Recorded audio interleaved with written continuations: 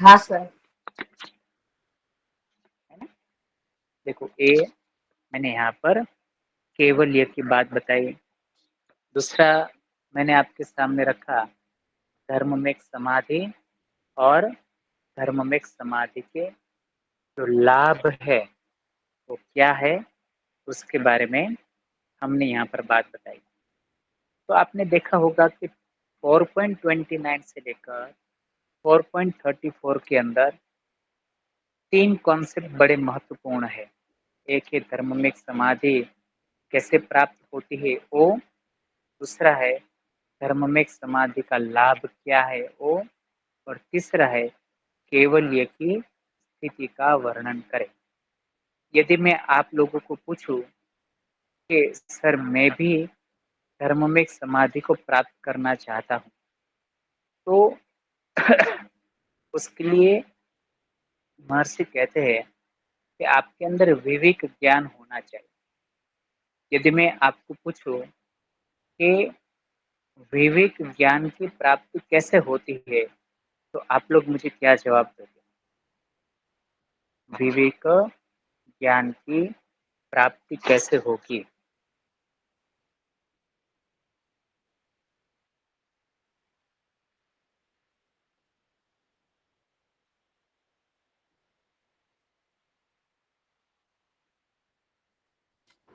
Sir sir मैं बताऊं? उसके जो, हम्म, हाँ बोलो कुछ सुनते नहीं, सॉरी। ના ના કહો તમે કયો હેતલબેન. બોલો બોલો, વાંધો નહીં. બંને બોલી દો બસ, બંને. કુસુમબેન પહેલા તમે બોલો પછી હું બોલું. हाँ, जब साधक का चित्त निर्मल और निरंकारी बन जाता है तब उसे विवेक ज्ञान की प्राप्ति होती है. अब याद रखना मैं यहाँ पर चित्त के कॉन्सेप्ट को मैं उल्टा चल रहा हूँ। मैं बैक सूत्र पढ़ा रहा हूँ जिसके कारण आपको चित्त का कॉन्सेप्ट और स्वरूप याद रह जाए। हाँ, वेरी गुड। हेतल बेन बताइए। उसमें जो विवेक ज्ञान में जब हमारे जो गुण है, सत्व और रजस और तमस, वो गुण विलीन हो जाते हैं और हमारे जो कर्म है उसका वो भी विलीन हो जाते हैं, तब हमें विवेक ज्ञान की प्राप्ति होती है। Very good. देखो बड़ा सादा सिंपल कॉन्सेप्ट है कि विवेक ज्ञान की प्राप्ति तभी होती है कि जब हमारे अंदर जो क्लेश है ना, उसका सर्वथा नाश हो चुका है। याद रखना, हमारे जो संस्कार है उसका सर्वथा नाश हो चुका है, तब जाकर हमारे अंदर विवेक ज्ञान की प्राप्ति होती है। शब्द को पकड़ लेना, मैं आपको चिट्ठी पढ़ाने जा रहा हूँ उल्टी गंगा में। महर्षि ने बड़ी अच्छी बात बताई, भाई अंतराल, हमारे अंतराय का नाश होना, क्लेशों का नाश होना, दुख का नाश होना, और जो हमारे बेड संस्कार है उसका नाश होना। जब उसका नाश हो जाता है तभी जाकर हमारे अंदर विवेक ज्ञान की जागृति होती है। आप देखोगे कि हमारे ये संस्कार है, ये हमारे क्लेश है, वो इतना इजी नहीं है कि वो नाश होता है। क्यों नहीं होता है नाश? क्योंकि सदंतर हमारे अंदर ये वृत्तियां चलती ही रहती है। याद रखना, देखो मैं चित्त पर आ रहा हूँ, ये हमारी वृत्तियां क्या चलती रहती है। तो वृत्तियां यदि बारी बारी से चलती है, क्लिष्ट की तरफ जाती है, तो मुझे अंतराय तो मिलेगी ही मिलेगी, मुझे क्लेश जो है वो मिलेगी ही मिलेगी। इसलिए महर्षि कहते हैं कि जब हमारा चित्त, याद रखना पकड़ लेना शब्द को, जब हमारा चित्त विवेक ज्ञान की तरफ गति करता है यानी कि झुका हुआ रहता है, तब जाकर वो अपने वेद संस्कारों को पैदा नहीं होने देता है। देखो यहाँ पर महर्षि ने क्या बताया कि चित्त विवेक ज्ञान में जब झुका हुआ रहता है तभी केवल्य की तरफ वो गति करता है। अब मानो कि आपका चित्त विवेक ज्ञान की तरफ है ही नहीं, तो केवल्य की तरफ कैसे जाएगा? इसलिए महर्षि ने योगी के चित्त की अवस्था बताई। योगी के चित्त की अवस्था कैसे होनी चाहिए यदि उसको केवल्य की प्राप्ति करना है? तो आपका जवाब ये होना चाहिए कि योगी का जो है वो विवेक ज्ञान जो है वो कैसा होना चाहिए? झुका होना चाहिए, यानी कि वो हम्बलनेस की स्थिति में होना चाहिए। यदि वो हम्बलनेस है, विवेकपूर्ण है, निश्चल और निश्चल बुद्धि है, तो उसकी गति केवल्य की तरफ जरूर जाएगी। इसलिए योगी का चित्त कैसा होना चाहिए? तो महर्षि ने 4.26 में बताया है, तदा विवेक निम्नम केवल्य प्राग भारम चीतम। बड़ी अच्छी बात बताई। उन्होंने कहा कि योगी का जो चित्त है वो कैसे झुका हुआ होना चाहिए? केवली की तरफ। जब केवली की तरफ झुका हुआ होगा तभी जाकर वो केवल्य को प्राप्त कर सकता है, बाकी उसका प्राप्त करना बड़ा मुश्किल है। तो ये जो मैंने सूत्र है वो मैंने आपको बताया, तो 4.26 नंबर का सूत्र याद रखना। अब देखो, हमारा चित्त जो है वो विवेक ज्ञान की तरफ तभी झुका हुआ रहता है कि जब हमारे अंदर जो है ना एक दूसरे से अलग स्थिति हमारे अंदर आ जाती, एक विशेष प्रकार की स्थिति आती है, तभी हम लोग केवली की तरफ झुकते हैं। कैसी स्थिति सर? योगी के अंदर जब ज्ञान की स्थिति आती है ना, तो वो आत्म स्वरूप का प्रत्यक्ष दर्शन कर लेता है, और आत्म स्वरूप का दर्शन कर लेने से ही योगी जो है ना किसकी तरफ गतिमान करता है? केवल्य की तरफ गतिमान करता है। याद रखना। अब यहाँ पर मैं चित्त की स्थिति बताना चाहता हूँ। देखो, महर्षि कहते हैं कि जब तक हमारा चित्त असंख्य वासनाओं से भरा पड़ा रहेगा तो वो केवल्य की तरफ कभी नहीं झुकेगा, वो केवल्य की तरफ कभी अभिमुख नहीं होगा। तो हमें अपने चित्त को वो असंख्य वासनाओं से दूर रखना पड़ेगा। याद रखना, असंख्य वासनाओं से दूर रखना पड़ेगा। और जब हम असंख्य वासनाओं से दूर रखते हैं तभी हमारा जो चित्त है ना वो केवल्य की तरफ गति करता है। पर फिर से प्रश्न आता है कि सर मेरा चित्त तो असंख्य वासनाओं से दूर रहता ही नहीं है, इसका कारण क्या है? तो महर्षि ने बड़ी अच्छी बात बताई 2.23 में। अब देखो, मैं चित्त की बात बता रहा हूँ तृप्ति में। तो महर्षि कहते हैं कि वो वासनाओं से तृप्त तभी रहता है कि जब उसका मिलन दृष्टा और दृश्य से बना रहता है। दृष्टा माने के चेतन और दृश्य माने के प्रकृति। जब दृष्टा और दृश्य ये दोनों के रंगों में जब हमारा चित्त रंगा हुआ होता है तब जाकर उसके अंदर किस चीज का प्रतिबिंब होता है? वासनाओं का प्रतिबिंब होता है। याद रखना। और इसलिए महर्षि कहते हैं कि हमारे चित्त को यदि हम पुरुष से असंग कर लेते, पुरुष से हम छोड़ देते, तभी जाकर हमें चित्त का ज्ञान होता है। याद रखना। क्योंकि यहाँ पर महर्षि ने बताया कि चित्त का ज्ञान होना बड़ा जरूरी है। कि चित्त का ज्ञान तभी होगा कि जब हम अपने दृष्टा से अपने चित्त को हटा लेंगे तभी। क्यों? क्यों, इसका कारण क्या है? अब चित्त, मैंने एक वाक्य जरूर बताया था कि चित्त कभी भी स्वयं प्रकाशित नहीं है। किसके द्वारा प्रकाशित है? वो चेतन के द्वारा प्रकाशित है। और इसलिए महर्षि ने बताया कि चित्त के अंदर जैसे ही मैंपन का भाव आ जाता है कि भाई मैं ही स्व प्रकाशित हूँ, तो किसकी तरफ ले जाएगा? वो वासनाओं की तरफ ले जाता है। ऐसा यहाँ पर महर्षि ने बताया। अब देखो, फिर से कौन सा प्रश्न आ गया? वासना का प्रश्न आ गया। जैसे मैंने आप लोगों को बताया था कि वासना क्या है, तो मैंने आपको सिंपल बताया था, वासना यानी कि जब साधक के अंदर ये 3 प्रकार की स्थिति में वासना संग्रहित होती है। तो मैंने बताया था, याद करो 4 ऐसी स्थिति जहाँ पर वासना संग्रहित होती है। कौन-कौन सा? हेतु, फल और आश्रय। ये 4 चीज़ों में वासनाएँ संग्रहित होती है। जब वासना ये 4 चीज़ों से दूर हो जाती है, तभी जाकर साधक जो है वो विवेक ज्ञान को प्राप्त कर लेता है। पर वासना तो दूर होगी ही नहीं। क्यों नहीं होगी? ये तो अनंत है, ये तो अनादि है।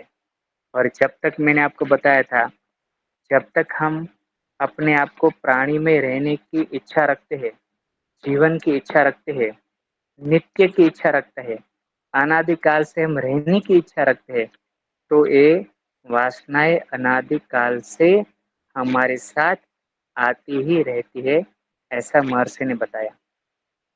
हम कहीं पर भी जन्म ले, देखो मैंने बताया था जाति, देश और काल, ये 3 ऐसी चीज है जहाँ पर हम अपने कर्म संस्कारों से व्यवधानित नहीं होते। यानी कि कोई भी जाति हो, कोई भी देश हो और कोई भी समय हो, हमें अपनी वासनाओं को तो भुगतना ही पड़ता है।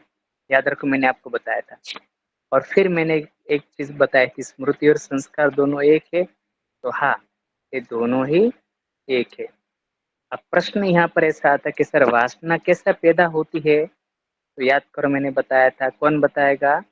वासना हमारे 3 संस्कारों से पैदा होती है, यानी कि 3 कर्म से पैदा होती है। कौन कौन से? शुक्ल कर्म, कृष्ण कर्म और शुक्ल कृष्ण कर्म।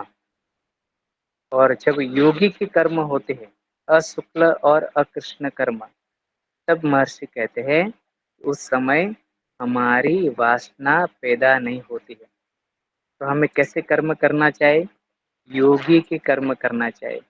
और योगी के कर्म हम तभी करते हैं कि जब साधक ध्यान जनित चित्त के द्वारा कर्म संस्कारों से रहित होता है। ये देखो, ध्यान जनित चित्त, याद रखना। और फिर मैंने आपको ये बताया था कि सर हमारे अंदर इतनी वासनाएं पैदा होती है, हमारा चित्त एक जगह पर स्थापित क्यों नहीं होता है? क्योंकि हमारी जितनी भी प्रवृत्ति है, उठना, बैठना, जॉब पर जाना, बातें करना, इन सारी स्थिति में हमें अपने मन को कैसा कर दिया है? अलग अलग चित्त का निर्माण कर दिया है। और यही चित्त के निर्माण के कारण हम लोग जो है वो, चित्त तो हमारा एक ही है, पर अस्मिता के कारण हमने बहुत सारे चित्तों का निर्माण कर लिया है, जिसके कारण हम लोग जो है वो वासनाओं के चक्कर में बने रहते हैं। याद रखना। तो प्रश्न होना चाहिए कि सर उसके लिए क्या हम कोई मेहनत करें?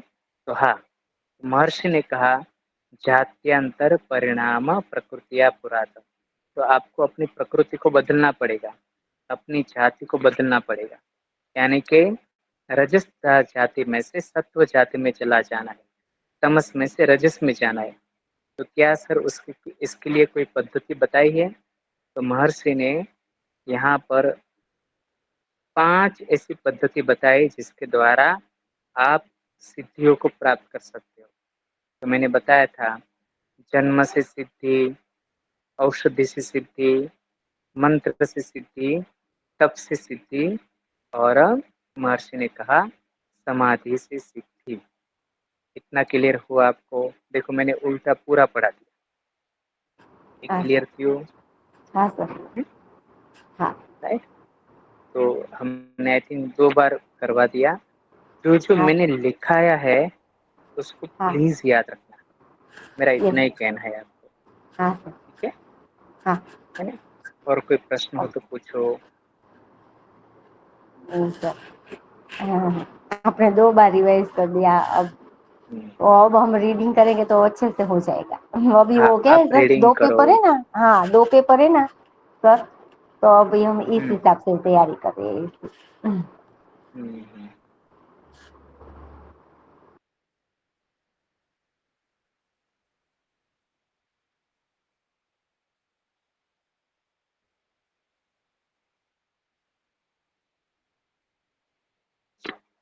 हाँ हाँ हाँ हाँ हाँ हाँ हाँ, अष्टांग योग। हाँ, सही बात है। हाँ, देखो आप लोग है ना, पढ़ोगे ना तो पता चल ही जाएगा, है ना? मैंने एक एग्जाम पैटर्न बड़ी अच्छी बता दी कि मानो कि धर्म में एक समाधि पूछा तो आपको क्या लिखना है कि पातंजलि योग सूत्र में चौथे पाद में इस नंबर के सूत्र में धर्म में एक समाधि की व्याख्या बताई है। फिर नीचे की लाइन में धर्म महर्षि पतंजलि जी के अनुसार धर्म में एक समाधि मीन्स ए, तो आपको याद रखना। तो ऐसे आप खुद ही प्रश्न पूछते चले जाओगे तो आपको दिक्कत नहीं होगा। राइट, ये आपको ध्यान रखना है। इतना क्लियर? हाँ सर। ठीक है,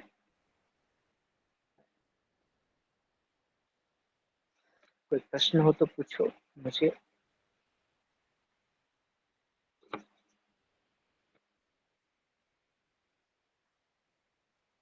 कोई प्रश्न हो तो पूछो, यदि हो तो।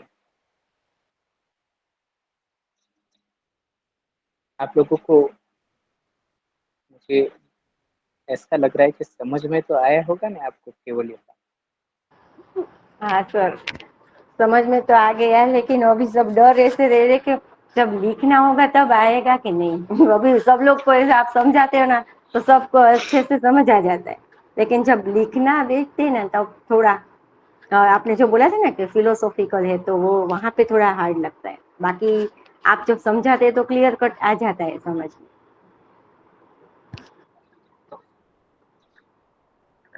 हाँ हाँ सर। हाँ, की पॉइंट मैंने क्या बताया?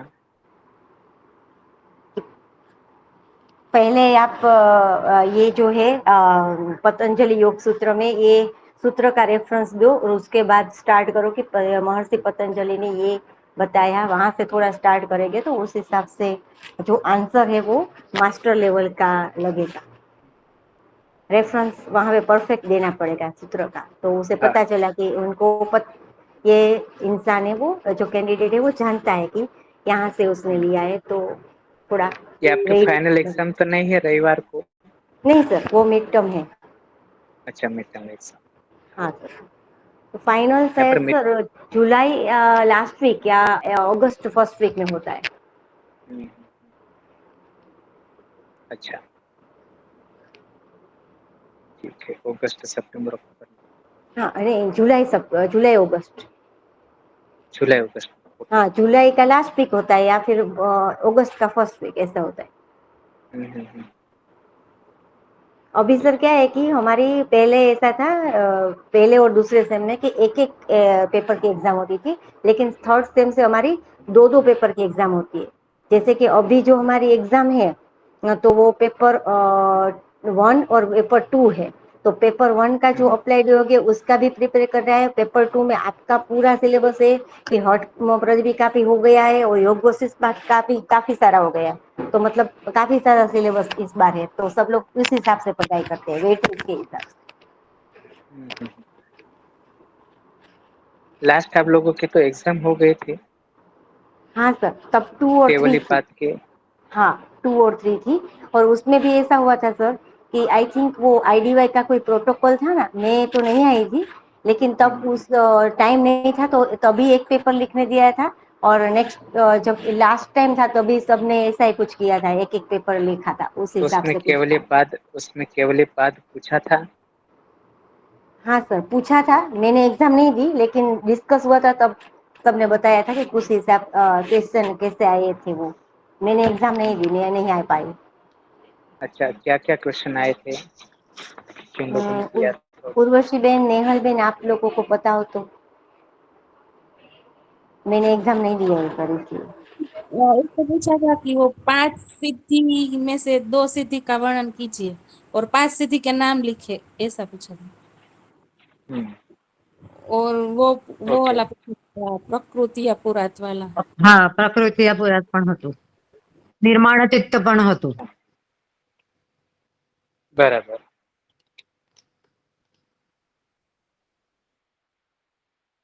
ओके। कर्म और वासना था? No sir.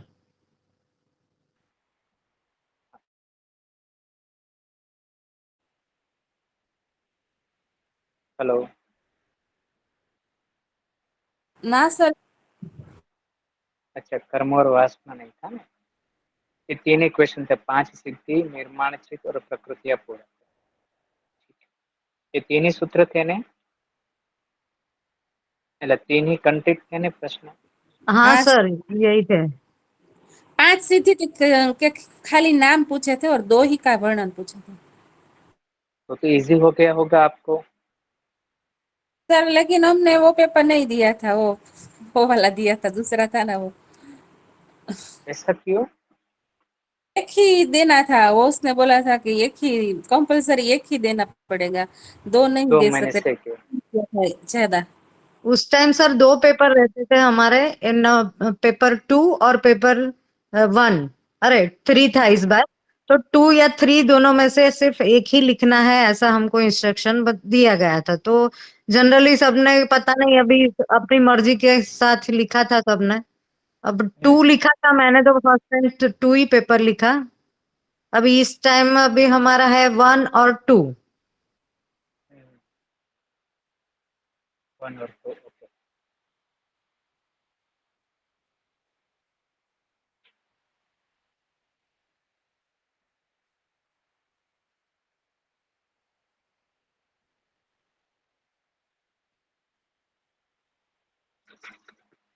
अच्छा,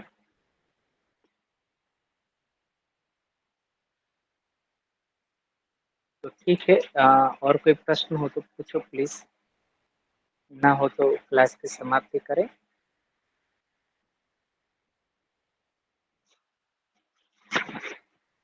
कोई प्रश्न है तो प्लीज पूछो, कोई डाउट, कितना नहीं समझाए सर, आपको? अभी तो मेरे ख्याल से अभी तो नहीं है। सर नहीं है अभी, सब क्लियर हो गया।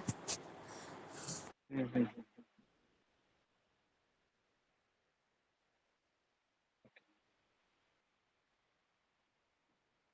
ठीक है, तो आप सभी को best of luck. Thank you sir. कि भाई आप लोग जो है और नेक्स्ट टाइम के एग्जाम में प्रयत्न करो, तो क्लास को पूरा करें। जी सर। ठीक है, चलिए आप सभी को नमस्ते, हरिओम और Hariom best of sir. Luck. आराम से पढ़ना। अटेंडेंस में ले लो, 1 मिनट का, सॉरी। अटेंडेंस बोलो प्लीज। हाँ sir. 1 number, 2 number, yes sir. Vaishali છે, વૈશાલી બાવલિયા 1 નંબર. હા, હમણાં જ લેફ્ટ થઈ હતી. कई वांधा नहीं। 3 number, 3 number, yes sir. 4, yes sir. 5, 6, 7, 8, yes sir. 9,